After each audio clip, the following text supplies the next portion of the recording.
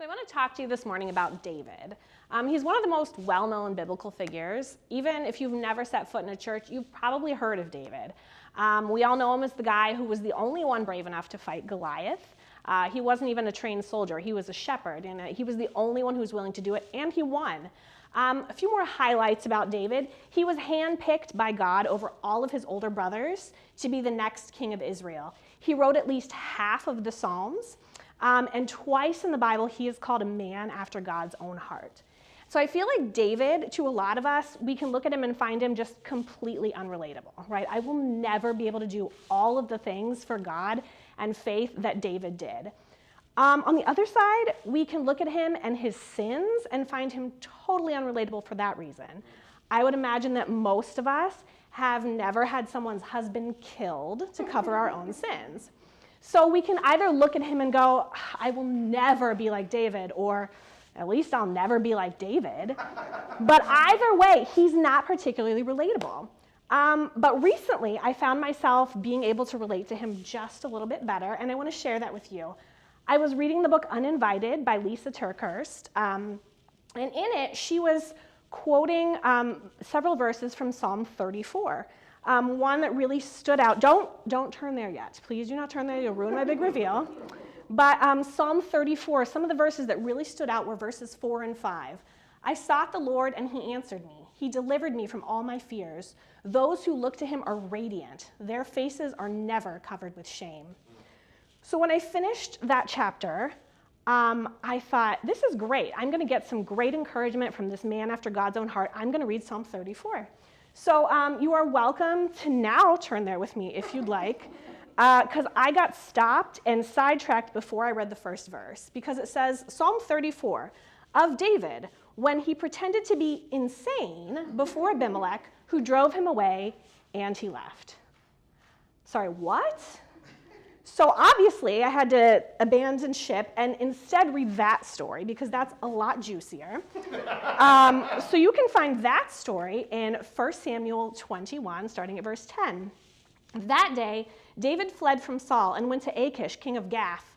But the servants of Achish said to him, isn't this David, the king of the land? Isn't he the one they sing about in their dances? Saul has slain his thousands, and David his tens of thousands. David took these words to heart and was very much afraid of Achish, king of Gath. So he pretended to be insane in their presence. And while he was in their hands, he acted like a madman, making marks on the doors of the gate and letting saliva run down his beard. So first of all, gross. Secondly, quick note, Abimelech, according to the internet, means father king in Hebrew. So biblical scholars believe that Abimelech and Achish were two names for the same king, which hopefully is true, because otherwise that would mean that David did this twice. But let's just assume he did it once. David was writing these words about God delivering him from all of his fears while he was so scared of this king that he pretended to be insane. He wrote that the faces of those who look to God are never covered in shame, while his own face was covered with his own saliva. Yeah. It gets even better than this. Obviously, I had to start looking through the rest of the Psalms to find out what else I had been missing.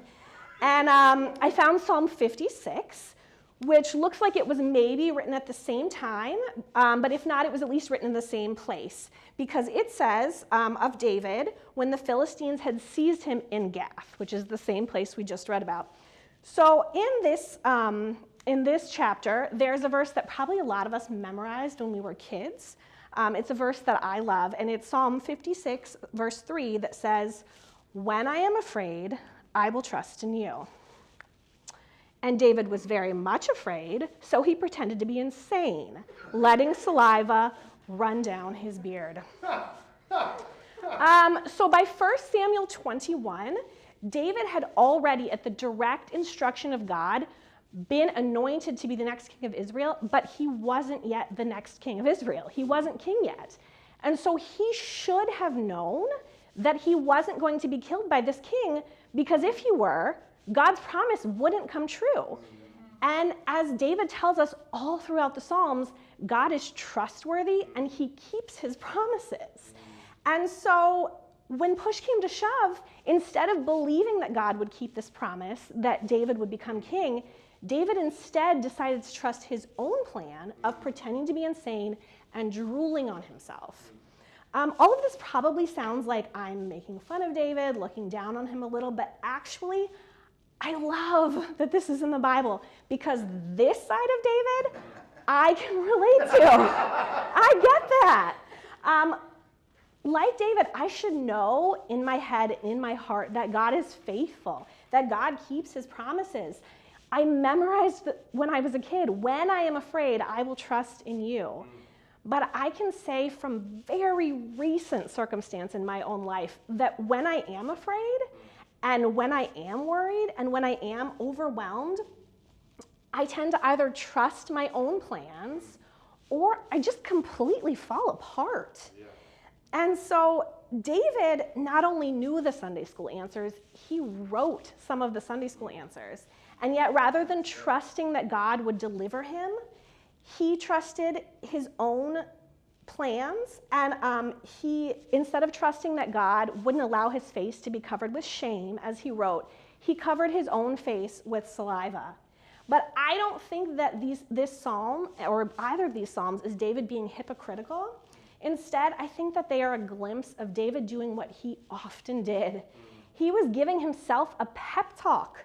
He was reminding himself of God's promises and faithfulness.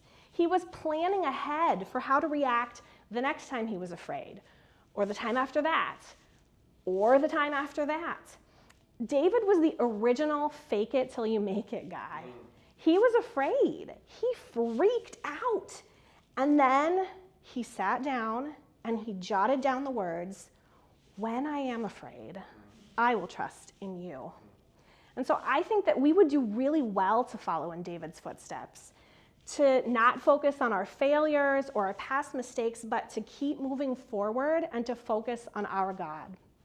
And so for the rest of this week, I'd invite you to ask yourself these questions. What fear or failure can you speak God's truth over in your own life? And how can you fake it till you make it in trusting that God is good and trustworthy?